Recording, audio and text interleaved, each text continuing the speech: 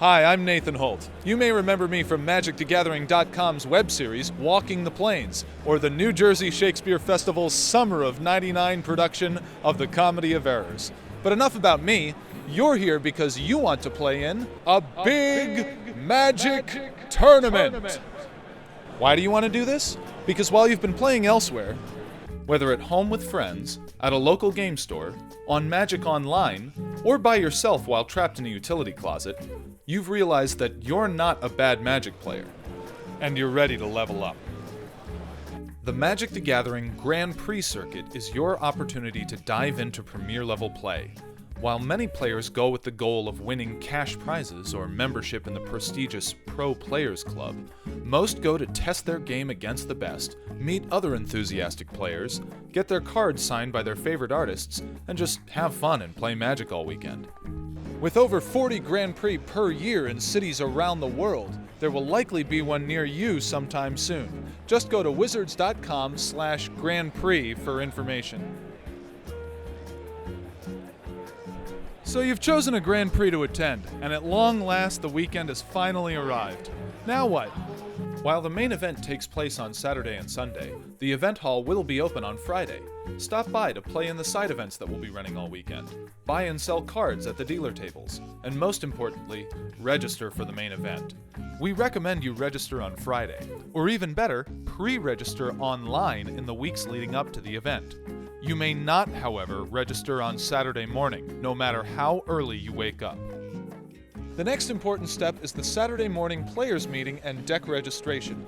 You can find your name and seating assignment here at the pairings board, where you'll also find your seating assignment for each round of the tournament itself. For Constructed Grand Prix, the players meeting is your last chance to check your deck registration sheet before turning it in to the judges. If you're playing in a limited format Grand Prix, you'll be handed a pool of cards and asked to document its contents by making incredibly tiny marks next to microscopic lines of text. Then you'll pass that pool to someone else and receive one in turn. You'll then build and register your limited deck from this new pool of cards whose contents someone else has already documented. Now that you've registered your deck, are you ready to sit down and actually play?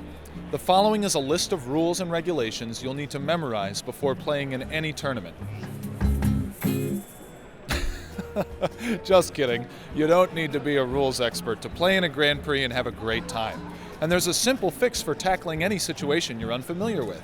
Ask a judge. The judges are knowledgeable and friendly professionals who can help you with whatever you need. Not sure how certain cards work in the game you're playing? Ask a judge. Have a misunderstanding with your opponent and need a ruling? Ask a judge. Where do you sign up for the two-headed giant side event? Ask a judge. Where's the best place to eat lunch? Ask a judge. Where's the bathroom? Ask a judge. What's the difference between a kraken and an octopus? Ask a judge. If a tree falls in the forest and no one is there to hear it, does it make a sound? Ask a judge. Does it make a difference if the tree is a living tree folk? Ask a judge. Do tree folk have ears and is that relevant? Ask a judge. While judges and event staff can answer all your questions, there's still a few things we recommend you keep in mind when preparing to play in a tournament. While games at home are often laid back and relaxed. Okay, so you take 3, and I'll pass a turn to you. Oh, I forgot to attack with this guy. Can we go back? There are no takesies-backsies in a Grand Prix. And while you may play at a leisurely pace at your kitchen table,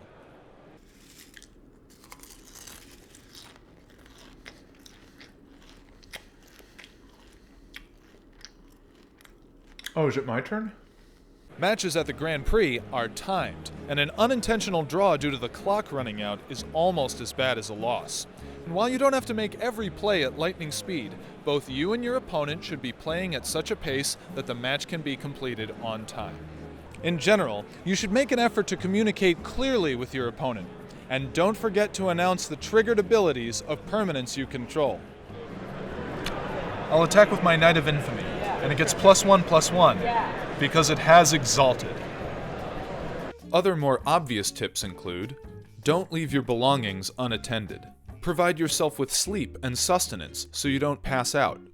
If you want to drop out of the main event, that's okay. There are plenty of side events to sign up for, or just enjoy watching the pros play. All in all, you're here to have fun, and as long as you remember that, you're bound to have an experience you'll never forget. But don't take my word for it, just ask the Grand Prix veterans who keep coming back for more. And do you remember your first Grand Prix? Definitely. It was Grand Prix, New Jersey, back in Mirrodin block. I want to say I was about 13 or 14. And I just played like a red-green, just pile of red-green cards that I threw together on the spot.